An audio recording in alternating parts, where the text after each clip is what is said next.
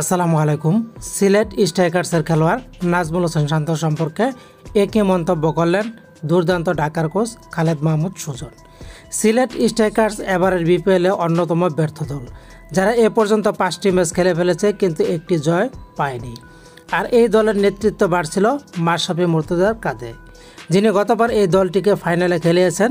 সেই দল এবার টানা 5 ম্যাচ হারের বৃত্তে ঘুরপাক খাচ্ছে।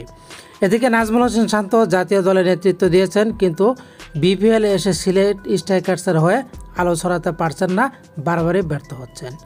মাশরাফি বিন মুর্তজা রাজনৈতিক কারণে তিনি সিলেট স্ট্রাইকার্সের খেলা ছেড়ে দিয়েছেন। তিনি এখন জাতীয় সংসদের হুইপের দায়িত্ব পালন করবেন। এদিকে সিলেট স্ট্রাইকার্সের সহ অধিনায়কের দায়িত্বে ছিলেন মোহাম্মদ মিঠুন, সেই মিঠুনকে দেওয়া হয়েছে অধিনায়কের দায়িত্ব। এদিকে নাজমুল হোসেন শান্ত নিউজিল্যান্ড সফরে নিজেকে চিনিয়েছেন, যেখানে তিনি প্রথমবারের মতো নিউজিল্যান্ডের মাটিতে ওয়ানডে এবং টি-20 ম্যাচ জিতেছেন। এছাড়া দেশের মাটিতেও টেস্ট ম্যাচ জয় করেছেন। যিনি কিনা বর্তমানে জাতীয় দলের দায়িত্ব পালন করছেন, সেই নাজমুল হোসেন শান্তকে দেওয়া হয়নি সিলেট স্ট্রাইকার্সের অধিনায়কের দায়িত্ব।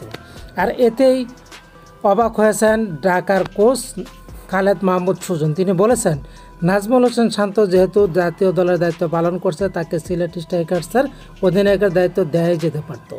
যাই হোক, এটা সিলেটের টিম ম্যানেজমেন্টের দায়িত্ব, তারা যেটা ভালো বুঝেছে ফ্র্যাঞ্চাইজি সেটাই করেছে।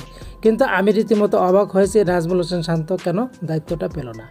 মাশরাফি যেহেতু অবসর নিয়েছে, খেলা ছেড়ে দিয়েছে, সেহেতু নাজমুল হোসেন শান্তর কাঁধে উঠতে পারত, কারণ তিনি বাংলাদেশ অধিনায়কের দায়িত্ব পালন করছেন। তো বন্ধুরা, আপনারা কি খালেদ মাহমুদ সুজনের এই মন্তব্য, তার এই কথার সাথে একমত? লিখে জানাতে পারেন।